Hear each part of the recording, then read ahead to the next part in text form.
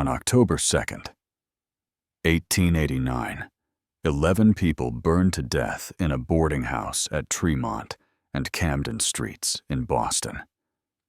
The building had been completed only 10 days earlier. What made this tragedy impossible to explain was the map found in Massachusetts General Hospital files, drawn 6 weeks before construction began by a 12-year-old boy named Thomas Merrick. The map showed the boarding house in precise architectural detail, down to the number of windows and the placement of fire escapes. Beneath his drawing, Thomas had written in careful script, "Fire, October 2nd, 1889, 2:47 in the morning, 11 lives lost." The boy had drawn a building that did not exist and predicted exactly when and how people would die inside it. Before we dive into the story, make sure you click the like button and subscribe to the channel so you don't miss more shocking stories dropping tomorrow. Also, I love connecting with our global community. Please leave a comment below telling me where you're watching from and what time it is there, right now. Now let's continue with the story. The Merrick family lived in a modest home in Jamaica Plain, in a neighborhood where railroad men and skilled tradesmen raised their families within sight of the expanding rail yards. Edward Merrick worked as a surveyor for the Boston and Albany Railroad, a position that required precision, mathematical skill, and an intimate knowledge of the landscape through which tracks would run. His son Thomas had shown early promise in these same areas, often accompanying his father on surveying expeditions during school holidays, learning to read topographical maps and understand the language of elevation markers and property boundaries. The change came in March of 1889. Thomas had been with his father at a railroad trestle in Roxbury, holding the measuring chain, while Edward took sightings through his transit. The boy had stepped too close to the edge of the wooden platform, lost his footing on rain-slicked planks, and fallen 12 feet onto the iron rails below. The impact fractured his skull. Edward carried his unconscious son to the nearest physician, Dr. Silas Whitman, who cleaned the wound and warned that the next 72 hours would determine whether the boy lived or died. Thomas woke on the 4th day. He recognized his parents, spoke clearly, and showed no signs of paralysis or confusion. Dr. Whitman pronounced it a miraculous recovery and advised several weeks of bed rest. But within days of returning home, Thomas began complaining of strange visions. He described seeing places with perfect clarity, streets and buildings he insisted were real despite never having visited them. His mother, Anna, dismissed it as dreams or fever imaginings. Edward was less certain. The drawings started a week after the accident. Thomas would wake in the middle of the night and go to his attic bedroom, where he kept his school papers and the drafting tools his father had given him. By morning, he would have produced a complete map, drawn with remarkable technical precision. Street names appeared in careful lettering. Buildings were rendered with architectural details. Intersections were marked with specific notations about traffic patterns and commercial establishments. Edward examined these drawings with a surveyor's trained eye and found them professionally executed. The scale was consistent, the proportions accurate, the draftsmanship superior to what he would have expected from a 12-year-old boy with only informal instruction. But when he compared the maps to his own charts of Boston and its surrounding towns, he found no matches. The streets Thomas drew did not exist. The neighborhoods were imaginary, or so Edward believed until Thomas drew a map in late August, a detailed rendering of a corner in the South End, and wrote beneath it in small, neat letters, "Fire, October 2nd, 1889. 11 lives lost." That notation terrified Edward more than he wanted to admit. He tried to convince himself it was coincidence, that his son was creating elaborate fantasies to cope with the trauma of his injury. But the maps kept coming, dozens of them, and Thomas's behavior grew increasingly compulsive. The boy would sit at his desk for hours, his hand moving across paper with mechanical consistency, his eyes unfocused, as if seeing something beyond the physical room around him. By September, Edward could no longer ignore what was happening. He gathered all of Thomas's drawings, placed them carefully in his leather surveying portfolio, and took his son to Massachusetts General Hospital, hoping that medical science could explain what his son saw when he closed his eyes and opened them again on places that should not exist. Dr. Richard Emerson had built his medical reputation on careful observation and methodical diagnosis. At 38 years old, he served as the leading specialist in childhood neurological conditions at Massachusetts General Hospital, having published 2 papers on the long-term effects of head trauma in young patients. When the Merrick case was assigned to him, he approached it with the same scientific rigor he applied to all his work, expecting to find a straightforward explanation for the boy's unusual behavior. The initial examination revealed nothing alarming. Thomas was alert, responsive, and showed no signs of ongoing neurological damage. His speech was clear, his memory intact, his reasoning abilities appropriate for his age.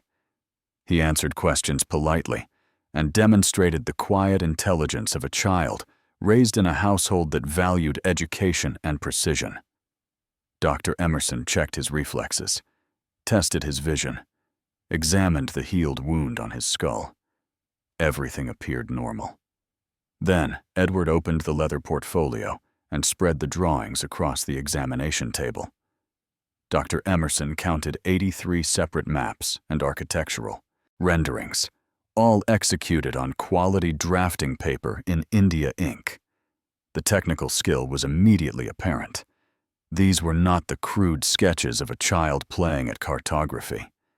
The line work showed steady hand control. The proportions were mathematically sound. The lettering was professional in its consistency. Each map included a scale notation, compass orientation, and detailed legends explaining various symbols and markings. Dr. Emerson spent 2 hours examining the drawings, while Thomas sat quietly in a chair, his hands folded in his lap, his expression distant.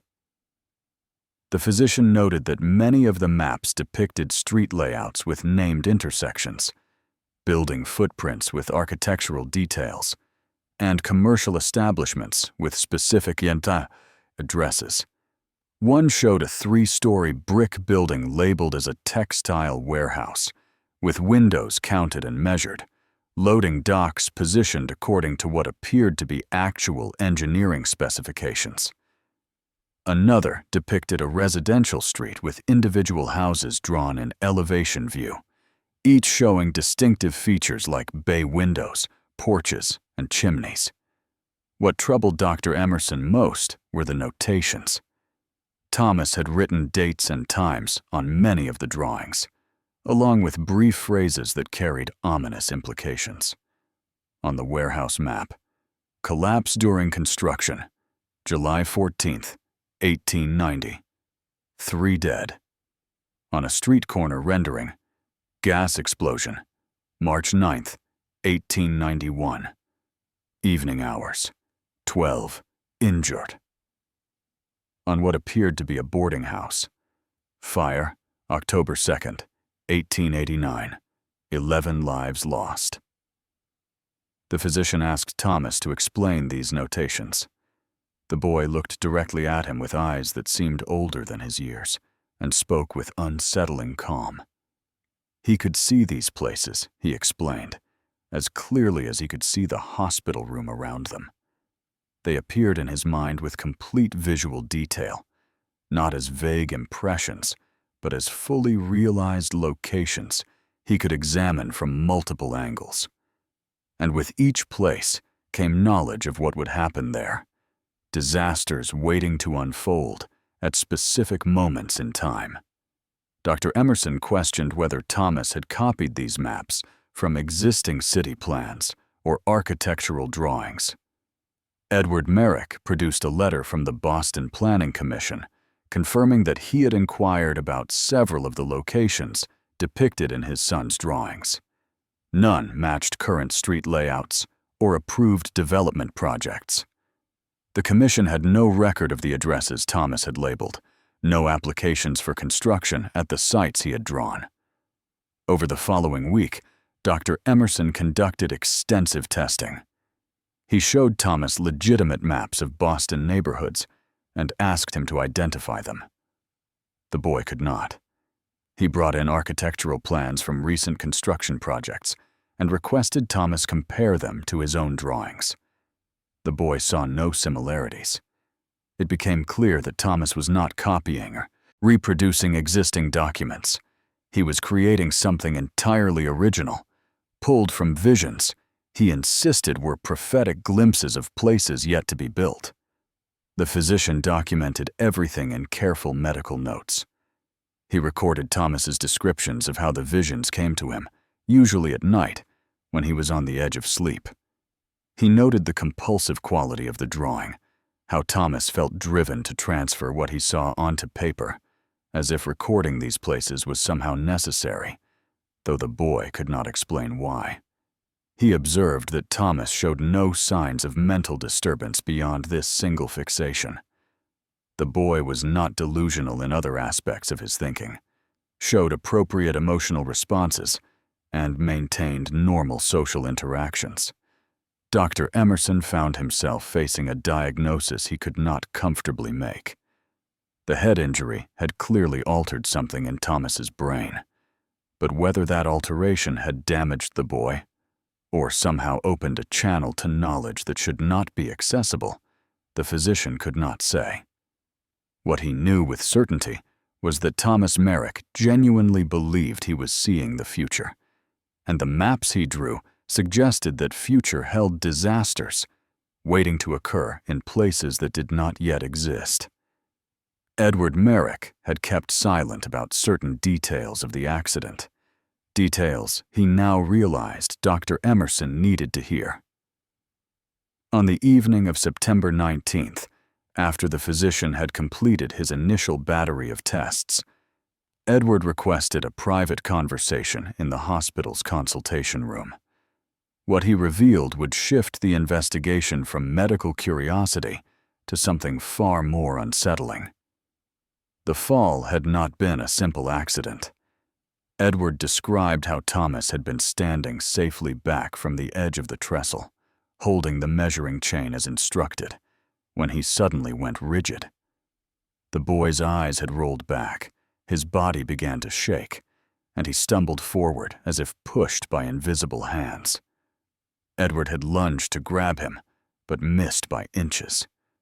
Thomas fell 12 feet, struck his head on the iron rail, and lay motionless on the gravel ballast below. What Edward had not mentioned in previous accounts was the location itself. The railroad trestle crossed over land that had once been Mount Hope Cemetery, established in the 1790s and relocated in the 1830s when the railroad purchased the property.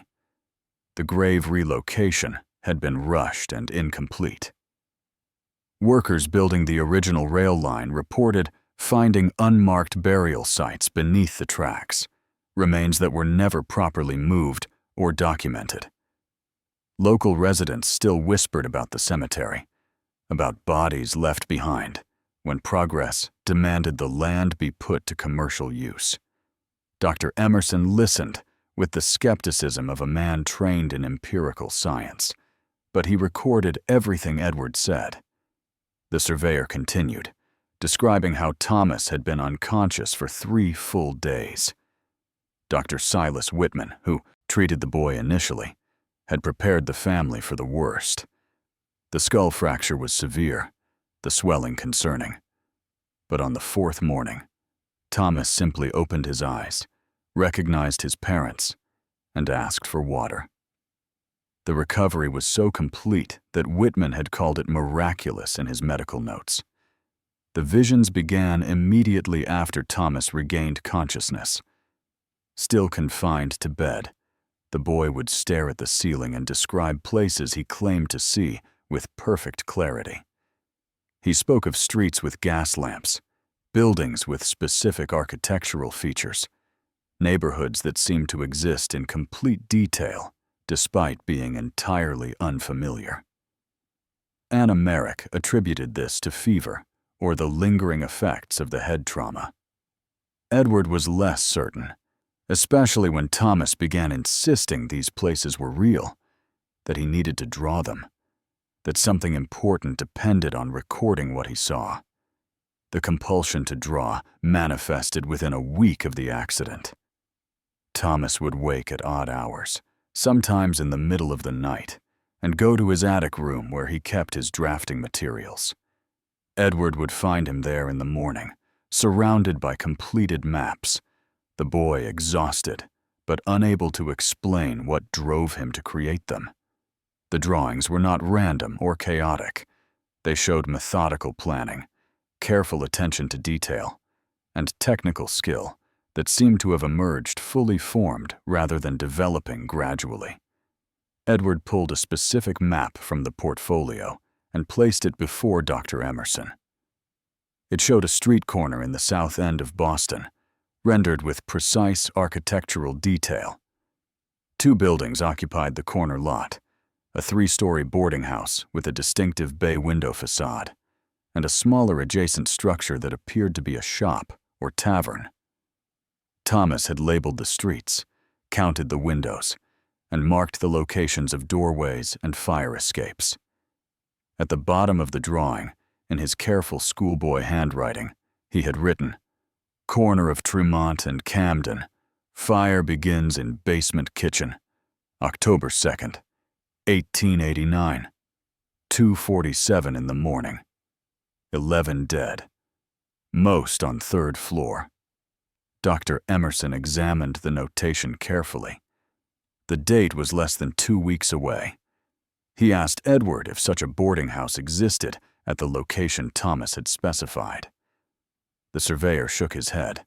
He had personally walked to the corner of Tremont and Camden Streets. No boarding house stood there. The lot was occupied by a warehouse and a stable, both single-story structures. Thomas's drawing depicted buildings that were not present at that location.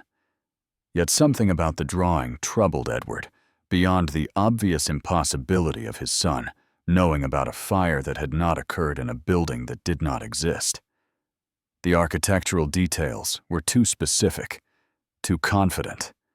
The layout of the boarding house interior, which Thomas had sketched in a separate diagram, showed room divisions, stairway placement, and even furniture arrangement. It was as if the boy had toured the building room by room, memorizing every detail. Dr. Emerson made a decision that would prove consequential. He requested permission to keep copies of all Thomas's drawings, particularly those with dated notations. Edward agreed, and over the next several days, a hospital clerk carefully traced each map onto fresh paper. The originals were returned to the Merrick family, but Dr. Emerson now possessed a complete duplicate archive. He filed these copies in a locked cabinet in his office, unsure what he would do with them, but convinced they would eventually serve some purpose he could not yet foresee.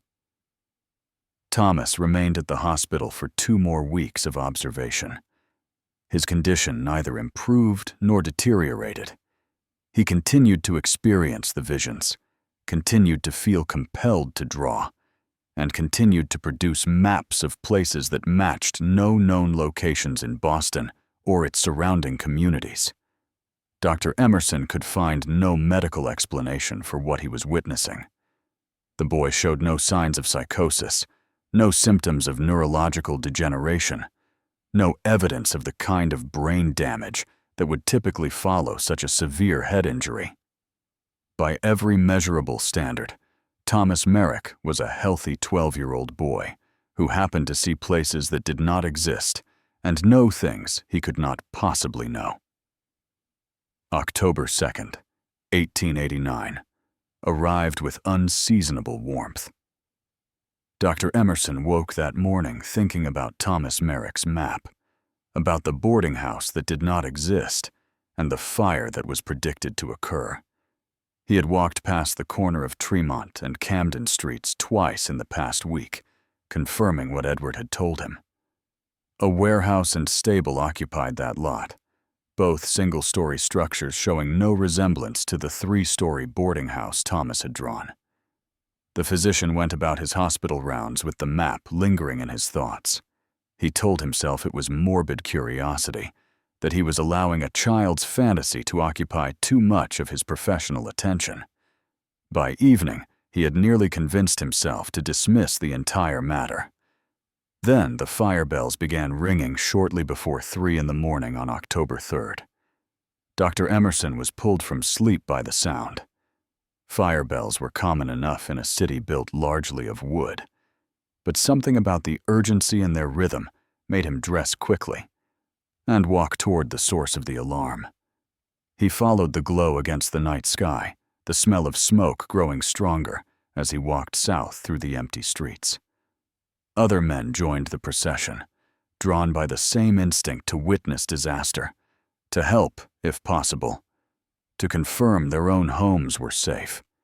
He arrived at the corner of Tremont and Camden Streets to find a 3-story boarding house fully engulfed in flames. Fire crews worked desperately with hand pumps and bucket brigades, but the blaze had clearly been burning for some time before being discovered. The building's wooden construction and the wind conditions combined to create an inferno that consumed the structure faster than water could be applied.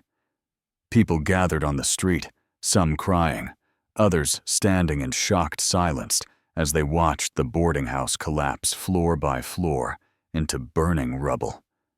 Dr. Emerson stood frozen, his medical training momentarily suspended by the impossibility of what he was witnessing. This building had not existed 2 weeks ago. He had walked this corner himself and seen only a warehouse and stable. Yet here stood exactly the structure Thomas had drawn, burning exactly as the boy had predicted, at almost precisely the time he had specified. Fire Chief Patrick Donnelly arrived to coordinate the response. Dr. Emerson approached him once the immediate crisis had passed, once it became clear that nothing could be saved, and the only task remaining was to contain the fire and prevent its spread to neighboring structures. The physician identified himself and asked about casualties. Donnelly's face was grim with exhaustion and sorrow. 11 dead, he reported, most trapped on the 3rd floor when the interior stairway collapsed. The fire had started in the basement kitchen, likely from a coal stove left unattended. 11 dead. 3rd floor. Basement kitchen. Every detail matched Thomas's notation. Dr. Emerson asked when the boarding house had been constructed. Donnelly consulted with the property owner, who had arrived in distress. The building had been completed just 10 days prior, rushed construction to meet demand for worker housing in the rapidly developing South End. The owner had accepted the first tenants only a week ago, mostly laborers and their families, seeking affordable lodging near the rail yards and factories. The physician returned home as dawn broke over the smoking ruins. He unlocked his office cabinet and removed the copied maps, spreading them across his desk. The boarding house drawing was there, dated August 20th, more than 6 weeks before the building had even been constructed. Thomas had drawn it in precise architectural detail at a time when it existed only in the mind of whoever had planned it, if indeed anyone had planned it at all. The fire notation specified October 2nd at 2:47 in the morning. Fire Chief Donnelly had confirmed the alarm was raised at 2:53, meaning the fire must have started very close to the time Thomas had written. Dr. Emerson examined the other maps with new urgency. If Thomas had accurately predicted this disaster, what did that mean for the dozens of other locations he had drawn? The other dates and notations, warning of collapses, explosions, and deaths? The physician counted 32 maps with specific dated predictions. Some fell within the next few months. Others extended years into the future. All warned of tragedies in places that currently did not exist. The question that haunted Dr. Emerson, as he sat in his office watching daylight fill the room, was not whether Thomas's visions were real. The burning boarding house had answered that question. What he needed to understand now was whether these disasters were inevitable, fixed points in time that would occur regardless of intervention, or whether Thomas's maps represented warnings that might allow prevention. If a 12-year-old boy could see tragedies before they happened, did that knowledge carry with it the responsibility to act? And if so, how could anyone take action to prevent disasters in buildings that had not yet been built, in places that existed only in the prophetic drawings of a child who had fallen from a railroad trestle and woken with visions of a future he should not be able to see? Dr. Emerson understood that he needed assistance beyond his medical expertise. The morning after the boarding house fire, he sent a message to Margaret Thornton, a librarian at the Boston Athenaeum, whom he had consulted on previous cases requiring historical research. Miss Thornton possessed an encyclopedic knowledge of Boston's development history, maintained extensive personal files on city planning and property records, and approached investigation with the methodical precision of an archivist trained to verify every claim against documentary evidence. She arrived at his office on October 4th, carrying a leather satchel filled with notebooks and reference materials. Dr. Emerson spread Thomas's copied maps across his desk and explained what had occurred at the corner of Tremont and Camden Streets. Margaret listened without interruption, her expression shifting from skepticism to careful attention as the physician described how the boarding house had appeared exactly where and when Thomas had predicted, burning with the precise details the boy had annotated months before the building had even been constructed. Margaret examined each map with systematic thoroughness. She noted the street names, building dimensions, architectural features, and the notations Thomas had written. Her knowledge of Boston's geography was immediately apparent. She identified real locations among the drawings, streets that actually existed, intersections she recognized. But she also confirmed what Dr. Emerson had suspected. Approximately 30 of Thomas's maps depicted places that matched no current city layouts, neighborhoods that existed nowhere in Boston's established districts. Over the following 2 weeks, Margaret conducted exhaustive research. She visited the offices of the Boston Planning Commission, examined property records at City Hall, consulted construction permits filed with municipal authorities, and interviewed architects familiar with recent development projects. Her findings revealed a pattern that was both fascinating and deeply troubling. 20 of Thomas's maps matched development projects in various stages of planning or early construction. The buildings were not yet completed, but the locations and general layouts corresponded to approved plans. What disturbed Margaret most was discovering that 3 of the non-existent locations Thomas had drawn matched parcels of land recently purchased by different development companies. She obtained the official architectural plans filed with the city for these properties and compared them to Thomas's drawings. The filed plans showed conventional commercial structures. Thomas's maps depicted entirely different buildings with distinct architectural features. Margaret made discreet inquiries with construction foremen and workers at these sites. Several confirmed that design changes had been implemented after the official filings, modifications that brought the actual construction much closer to what Thomas had drawn. She documented everything in careful notes, cross-referencing dates and comparing specifications. The implications were inescapable. Thomas was not simply imagining random buildings. He was seeing structures that would be built, often with modifications to original plans that had not yet been publicly announced or officially documented. The boy's visions somehow accessed knowledge of future construction decisions, design changes that existed only in the minds of architects and developers who had not yet made their intentions known. Margaret brought her findings to Dr. Emerson on October 19th. Together, they examined the maps bearing dated disaster notations. The boarding house fire had proven that Thomas's predictions could be horrifyingly accurate. If the other warnings held similar validity, they were looking at a catalog of tragedies waiting to unfold across Boston over the next several years. Warehouse collapses, gas explosions, structural failures during construction. Each notation specified locations, dates, and estimated casualties. The question they faced was impossible to answer satisfactorily. Should they attempt to warn city officials about disasters predicted to occur in buildings not yet constructed?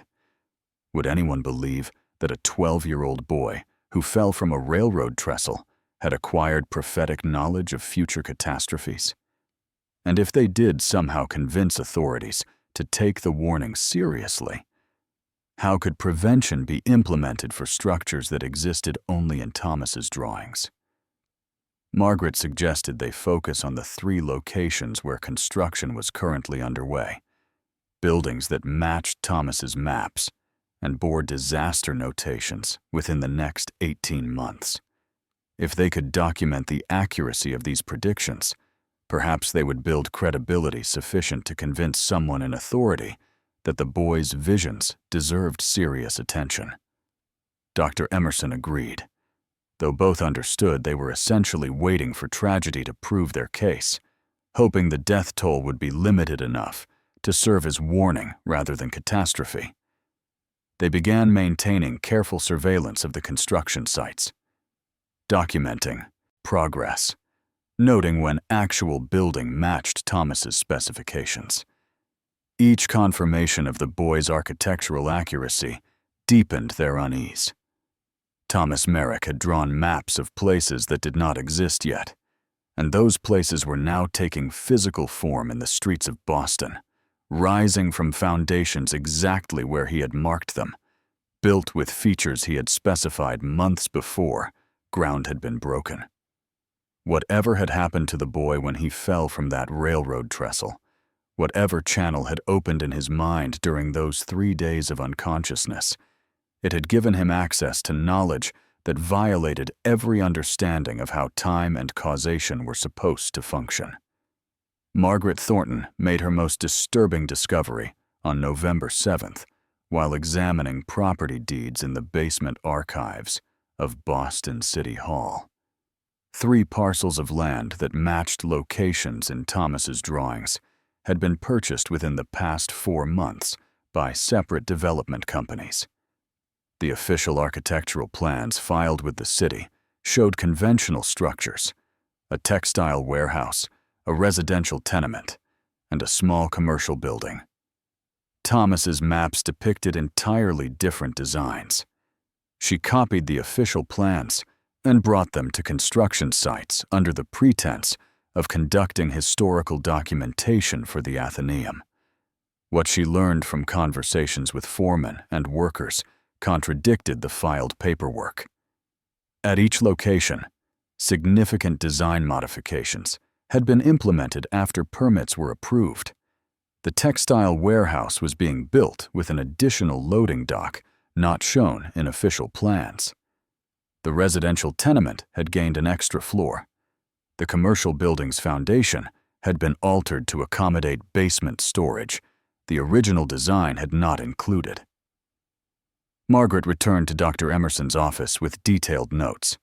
She spread Thomas's maps beside the official plans and her own sketches of the actual construction. The correlation was unmistakable. Thomas had drawn the buildings as they were actually being constructed, not as they appeared in public records. His maps included the loading dock, the additional floor, the basement modifications. He had somehow accessed information about design changes that had been decided privately, changes that would not appear in amended permit applications for weeks or months. More troubling were the disaster notations. Thomas had marked the textile warehouse with a date in July of 1890, and the words "collapse during construction, 3 dead." The residential tenement bore a notation from March of 1891. Gas explosion, evening hours, 12 injured. The commercial building's annotation read simply, "Structural failure, 1892. Multiple casualties." Each prediction was specific enough to be verified if it came to pass, vague enough to seem like coincidence if one wanted to dismiss it as such. Dr. Emerson and Margaret faced an ethical dilemma that neither had training to resolve. They possessed knowledge of potential disasters, knowledge derived from the prophetic visions of a child whose predictions had already proven accurate once. The boarding house fire had killed 11 people exactly as Thomas had foreseen. If they remained silent, and more people died in circumstances the boy had predicted, they would bear responsibility for preventable deaths. But if they brought this information to authorities, they risked being dismissed as cranks or spiritualists, their warnings ignored precisely because the source seemed too fantastic to credit. Margaret proposed a compromise. She would use her position at the Athenaeum to conduct formal historical research into the 3 construction sites, documenting everything she could learn about the projects, the companies involved, the architects and contractors. If disaster did occur, as Thomas predicted, they would have comprehensive records proving the boy had known details months in advance. This documentation might lend credibility to future warnings about the remaining locations in his drawings. Dr. Emerson agreed to this approach, though both understood its limitations. They were essentially creating an archive of foreknowledge that would only become useful after tragedy had already occurred. Meanwhile, construction continued at all 3 sites, workers laying foundations and raising walls of buildings that Thomas had marked for destruction. Men whose names might already appear on the lists the boy had annotated beside his disaster warnings. The physician visited Thomas at his family home in late November. The boy's condition had not improved. He still experienced the visions, still felt compelled to draw. His bedroom wall was now covered with maps, some showing places Margaret had confirmed were under construction, others depicting neighborhoods that matched no current development projects.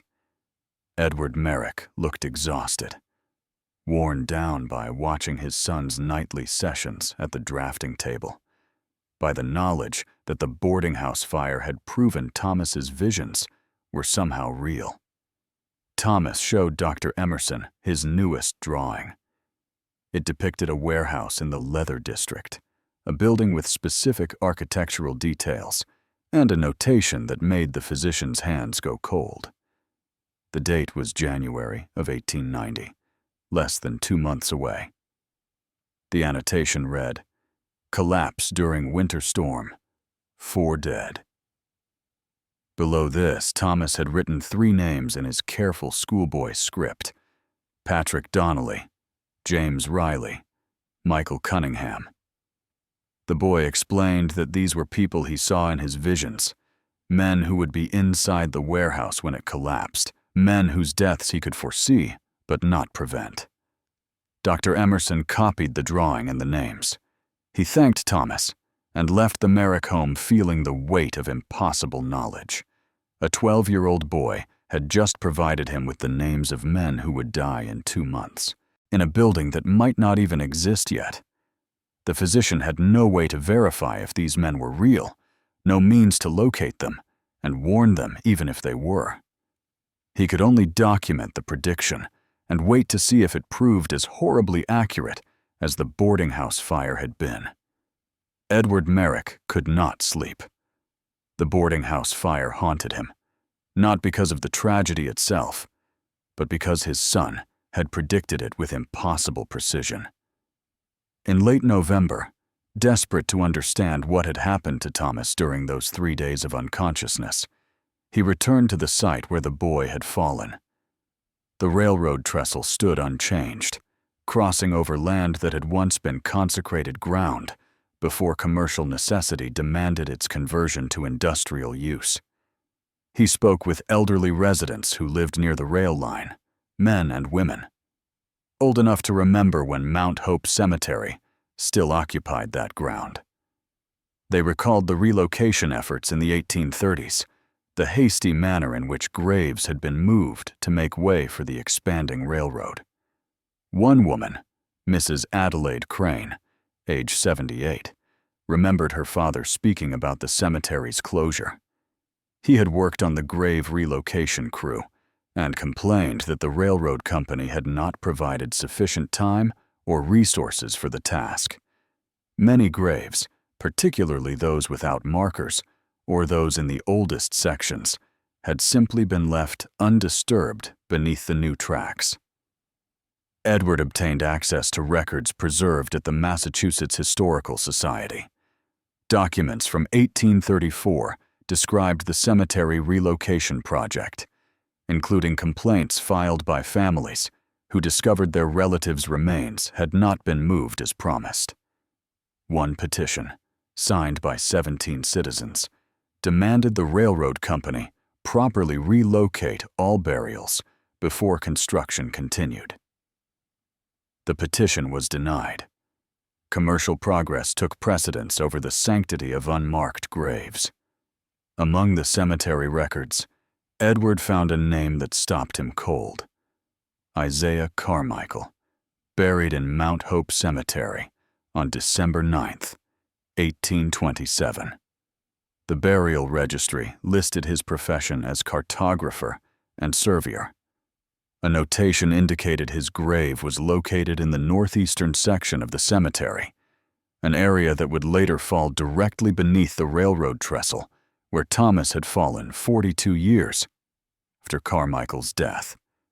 Edward researched Isaiah Carmichael through newspaper archives and historical society files. The cartographer had been known in his time for creating detailed maps of Boston, many showing areas of the city that had not yet been developed when he drew them. An 1823 article in the Boston Courier praised Carmichael's work while noting the peculiar quality of his maps, which depicted streets and neighborhoods in sections of the city that were then still farmland or forest. The article speculated that Carmichael possessed remarkable foresight about urban expansion patterns, though some contemporaries whispered darker explanations for his knowledge. A diary entry from a physician named Dr. Marcus Wendell, dated October 1826, described treating Carmichael for what he termed visions of places not yet manifest. The cartographer had complained of seeing entire neighborhoods with complete clarity, streets and buildings that existed nowhere in the Boston of his time. Dr. Wendell's notes indicated Carmichael experienced these visions following a head injury sustained in a fall from scaffolding while surveying a construction site. The parallels to Thomas's condition were unmistakable and deeply unsettling. Edward discovered that many of the areas Carmichael had mapped in the 1820s were indeed developed in subsequent decades, often matching his drawings with remarkable accuracy. The cartographer had seen 40 or 50 years into Boston's future, documenting expansion that would not occur until long after his death.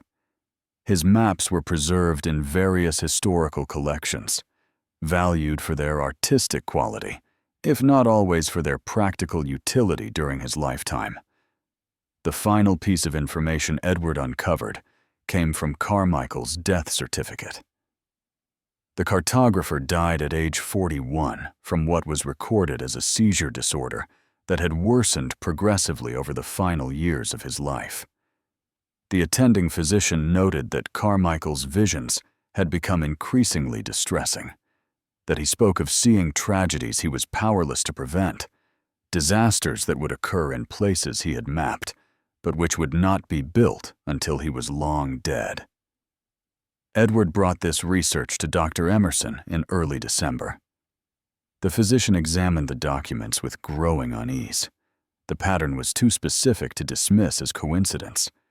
Two individuals, separated by 6 decades, both suffering head injuries at the same location, both developing the ability to see and map places that did not yet exist, both experiencing visions that included knowledge of future tragedies, and both buried or destined to be buried young, consumed by knowledge they could not escape and could not prevent from manifesting. Dr. Emerson asked Edward a question neither man wanted to contemplate. If Carmichael's abilities had emerged after his fall, and if Thomas had developed similar capabilities after falling at the site where Carmichael was buried, did that suggest something remained at that location? Some residual presence or quality that could transfer prophetic vision to those who suffered trauma there? Edward had no answer. He knew only that his son was drawing maps of places that would be built and marking them with notations of deaths that would occur, and that a cartographer buried beneath that railroad trestle had done exactly the same thing 60 years earlier. Thomas's condition deteriorated through the final weeks of 1889. Dr. Emerson documented the progression in detailed medical notes, observing changes that went beyond the original symptoms. The boy slept only in brief intervals, waking every few hours compelled to draw. His hands showed ink stains that never fully washed away. His fingers cramped from the constant work of mapping places he could not stop seeing. Edward brought his son to the hospital for examination in mid-December. Thomas had lost weight, his face gaunt with exhaustion. But what troubled Dr. Emerson most was the quality of the drawings the boy now produced. They had become more detailed, more specific, and far more disturbing in their content. Thomas no longer drew only exterior views and street layouts. He now created interior maps of buildings, floor plans showing room divisions, furniture placement, and the locations where people would be when disaster struck. One drawing depicted the interior of a warehouse under construction in the leather district. Thomas had drawn the supporting columns, the placement of construction materials, the temporary wooden scaffolding. He had marked specific locations with X symbols and written names beside them: Patrick Donnelly, James Riley, Michael Cunningham. A fourth name appeared that had not been on the earlier version: Robert Finch. Beside this addition, Thomas had written a date: January 11th, 1890. Dr. Emerson asked Thomas how he knew these names. The boy explained with the flat affect of someone describing ordinary facts that he could see the men in his visions. He watched them work in the warehouse that would collapse during a winter storm. He knew where each man would be standing when the support beams failed. He could describe their faces, their clothing, their conversations in the moments before the structure came down around them. The visions played repeatedly in his mind, and he could not make them stop. The physician questioned whether Thomas had somehow learned these names from construction site worker lists or newspaper accounts of recent hires. Edward confirmed that his son had not left their home except for medical visits. The boy had no access to employment records or construction project documentation. If these names were real, Thomas had acquired them through the same inexplicable means by which he saw buildings that had not yet been constructed. Margaret Thornton attempted to verify the names through her research connections. She discovered that Patrick Donnelly was indeed a construction foreman working on multiple projects in the Leather District. James Riley and Michael Cunningham appeared on worker rosters for a warehouse project matching the location Thomas had drawn.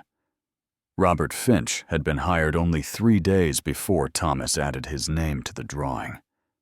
There was no possible way the boy could have known about Finch's employment through conventional means. The implications were devastating. Thomas was not simply predicting disasters in abstract terms. He was identifying specific individuals who would die, naming them before they even knew they would be at particular locations on particular dates. The boy had become a prophet of individual deaths, cursed with detailed knowledge of tragedies he was powerless to prevent. Dr. Emerson made one final attempt to understand the mechanism of Thomas's visions. He conducted a thorough neurological examination, testing the boy's responses to various stimuli, documenting his sleep patterns, analyzing the progression of his symptoms. What he found suggested profound changes in brain function following the head injury. Thomas appeared to be experiencing a form of temporal displacement, his consciousness somehow accessing information from future events as if they had already occurred. The physician's notes from December 20th described Thomas entering trance states, during which his hand would move across paper with mechanical precision, while his eyes remained unfocused. The boy seemed to disappear during these episodes, his awareness traveling to the places he drew, observing scenes that would unfold months or years in the future. When he returned to normal consciousness, he retained complete memory of what he had witnessed, unable to forget the faces of people who would die, or the precise moments when their lives would end. By the close of 1889, Thomas had produced over 120 maps. Approximately 40 depicted locations that could be verified as real or under construction. The remaining 80 showed places that existed nowhere in Boston's current development plans. All bore notations, warning of disasters. Some dated within weeks, others years into the future. The boy had become a living archive of tragedies waiting to occur, his mind trapped in a continuous loop of prophetic visions he could neither escape nor prevent from manifesting. Dr. Emerson understood that Thomas was being consumed by knowledge that should not be accessible to any human consciousness, that the burden of seeing so many deaths before they occurred was destroying the boy as surely as Isaiah Carmichael had been destroyed 6 decades earlier. January 11th, 1890, brought heavy snow to Boston. The storm arrived in the early morning hours, accumulating rapidly and creating conditions that halted most commercial activity by midday. Dr. Emerson remained at the hospital through the night, treating patients injured in weather-related accidents, while Thomas's prediction weighed on his mind like a physical burden. The warehouse in the Leather District. 4 men. Collapse during winter storm. The collapse occurred at 3:17 in the afternoon. The weight of accumulated snow on the partially completed roof exceeded the load-bearing capacity of temporary support structures. The entire western wall came down, burying workers who had remained on site, despite deteriorating conditions. Emergency crews worked for hours digging through debris and frozen timbers. They recovered 4 bodies. Dr. Emerson arrived at the site as darkness fell. Fire Chief Patrick Donnelly coordinated the recovery efforts, his face grim with exhaustion and cold. The physician recognized the name immediately. Donnelly was the first name Thomas had written on his warehouse drawing.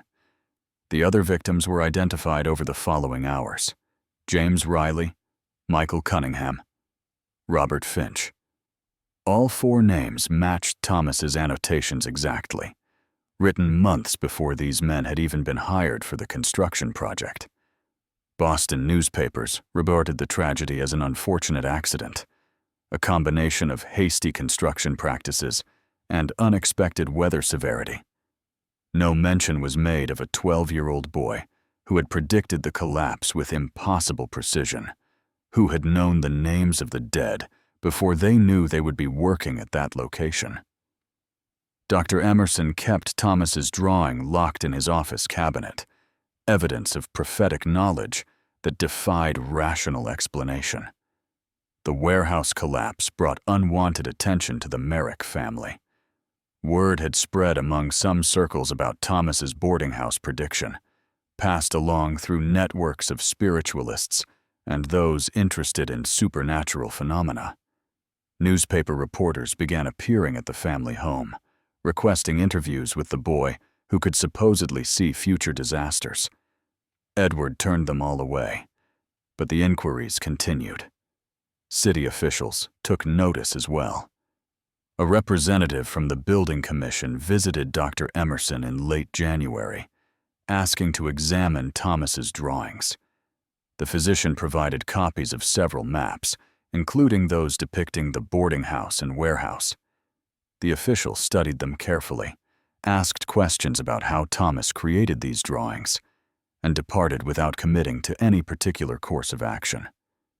2 weeks later, Dr. Emerson received a letter from the commission stating that while the coincidences were noteworthy, there was no scientific basis for treating a child's drawings as legitimate predictive tools for city planning purposes.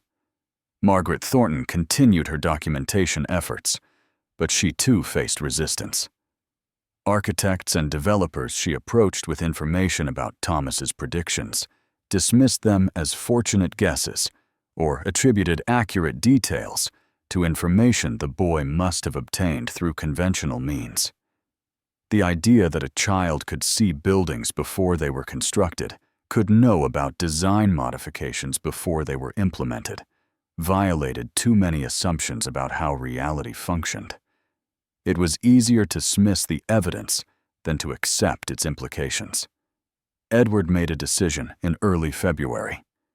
He would remove Thomas from Boston, take the boy to his brother's farm in western Massachusetts, away from the reporters and spiritualists and anyone else who might want to exploit his son's condition for profit or sensation. Dr. Emerson argued against this, believing Thomas needed continued medical observation. But Edward was adamant. His son was being destroyed by the visions, consumed by knowledge of deaths he could not prevent. If leaving Boston might provide any relief, Edward was willing to try. Thomas departed the city on February 14, 1890. Dr. Emerson and Margaret Thornton were left with copies of all his maps, faced with the burden of knowledge they could not use effectively. They possessed documentation of disasters that would occur in places not yet built, deaths that would happen to people not yet hired to work at locations not yet constructed. The boarding house and warehouse had proven the accuracy of Thomas's visions. 6 more maps bore disaster notations, with dates falling within the next year. Dozens more warned of tragedies years in the future. The physician filed his final medical report on Thomas Merrick in late February. He concluded that the boy suffered from a form of temporal displacement following severe head trauma, that his visions represented genuine precognitive knowledge rather than delusion or fantasy, and that medical science had no treatment or explanation for his condition. The report was archived but never published. Dr. Emerson understood that claiming a child could see the future would destroy his professional credibility, regardless of how much evidence he had accumulated. Margaret donated copies of Thomas's maps to the Massachusetts Historical Society with a letter explaining their origin and requesting they be preserved for future examination. She included documentation of the boarding house fire and warehouse collapse, proof that the boy's predictions had manifested exactly as annotated. The Historical Society accepted the donation, but filed it without special designation, treating it as one collection among many documenting Boston's development history. Thomas Merrick died on March 19, 1891, at his uncle's farm in Worthington, Massachusetts. The death certificate listed the cause as seizure disorder, a condition that had developed progressively over the 2 years following his fall from the railroad trestle. He was 14 years old.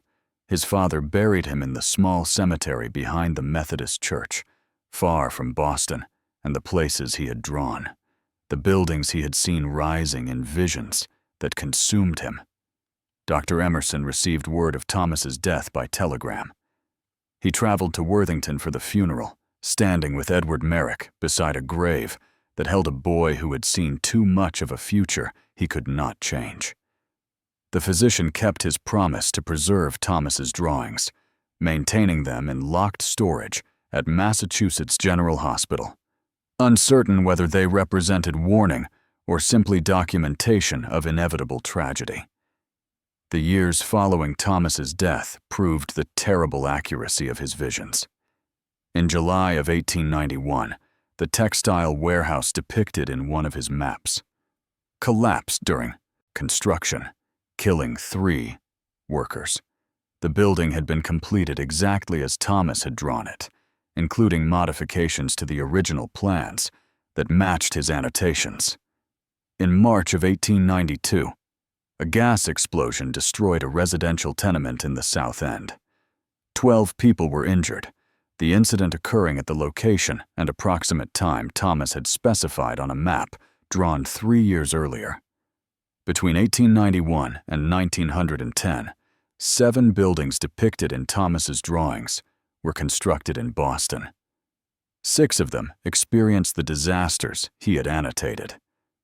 A commercial building in the financial district suffered structural failure during a storm in 1894, its supporting walls collapsing exactly as the boy had predicted. A factory in Dorchester burned in 1897, the fire starting in the location Thomas had marked with an X on his interior floor plan. A boarding house in Roxbury experienced a gas leak in 1903 that killed 4 residents, all found in rooms Thomas had specifically identified on his drawing.